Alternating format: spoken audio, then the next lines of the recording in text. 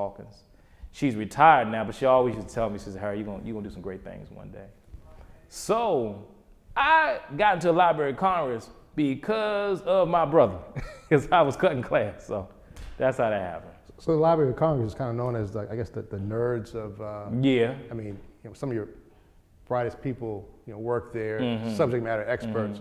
How long were you at the Library of Congress? I was there for a year. But this is how that changed. I was at my mama's house, cutting grass, and I had an old shirt, and I had this dirty old phone, old flip phone. And the shirt had a pocket in it. And the phone started vibrating. I cut off the alarm when I pick up, and my professor, Dr. Gray from Oak State, says, Harry, you said the Library of Congress? I said, yes, sir, I am. He says, there's a guy in Baltimore. So you ever heard of Elijah Cummings? I said, I have. I said, my brother and I met him like one time, but two times. He said, well, he's looking for a guy to work on housing and Social Security issues. So I went ahead and applied for the job. And next thing I know, I get a couple phone calls telling me, once again, bring your writing samples, come on this date. So I thought I was going to talk to the district director or the chief of staff. Man, here comes in this big guy, like a linebacker, says, you come on. It was Congressman. So I'm like, oh man, it's about to go down like right now. So I'm walking, and he sits me down, and I sit down. And he looks at my resume in disgust. So I'm like, man, and I brought my notebook for the Library of Congress to show all the work I was doing. And he said to me, I'm looking at all this, and I see this Mr. Morgan State. What is that? You a cocky dude? I said, no, sir, I'm not. I said, I saw that you were president of Howard University. I'm a student ambassador like you. I just want to be a student ambassador. He said, okay. So then he's talking. He was a very spiritual guy, real deep. So he doesn't seem the kind of guy who would be impressed by. Oh man, heck no. Oh no. He was one of those guys. He wanted to know if you were, as he would say, real. And that's how he was. The interview lasted for 2 hours. But he said this. He said, son, I'm gonna ask you a deep question. I said, yes, sir. He said, why should I pay you to hurt me? What did he mean by that? Right. So I looked at him, me being young. I said, Congressman, with all due respect, if you don't like what you see on my resume, I'll go right back to D.C. I said, but I'm proud of who I am and what I've done. And he gave me this look. He said, I like that. He said, I said that to you because if you work for me, you're going to have access to some very high-level stuff that affects all Americans. And he just kept talking about his constituents and how much they needed him and how his people just needed more, and how he wanted officers to succeed. I can honestly tell you, back then I go like, man, this dude really care. I felt, I'm like, man, this dude really care.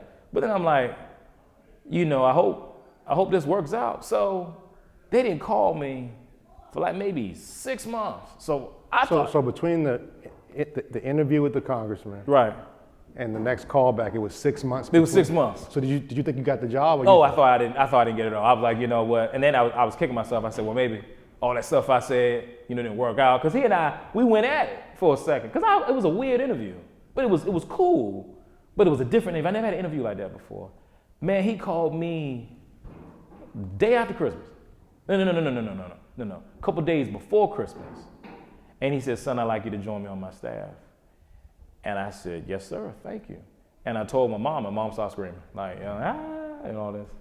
So what year is this now? This is 04, 05. Yeah. 04 is when he reached out to me, yeah. And you started work from him in 2004 or 2005? 5, so all the way to, I started on my sister's birthday, January 2nd. So you joined Congressman Elijah Cummings' staff January 2nd, 2005. What is your role at that time, and what issues did you handle for the congressman? Wow, so at the time, it was just housing and Social Security. And I had no idea the workload I was gonna have.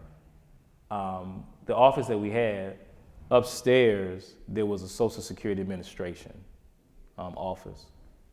And in that office, when people didn't get their decisions that they used to come down to us. So it was chaotic.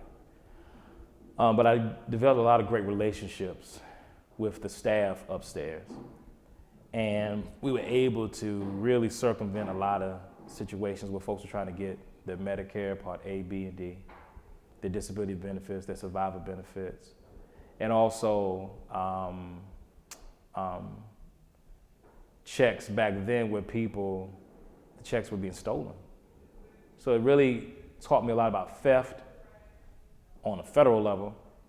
It's like a lot of fraud, theft were going on, and you had to address those issues with the Man, it government? was bad. It was bad. I even made a suggestion years ago that they should go digital, and now they do.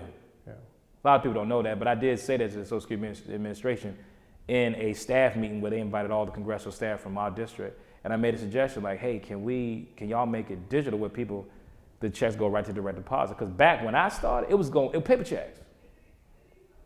The next thing was housing, which was really hard. We have a lot of poverty in the 7th District.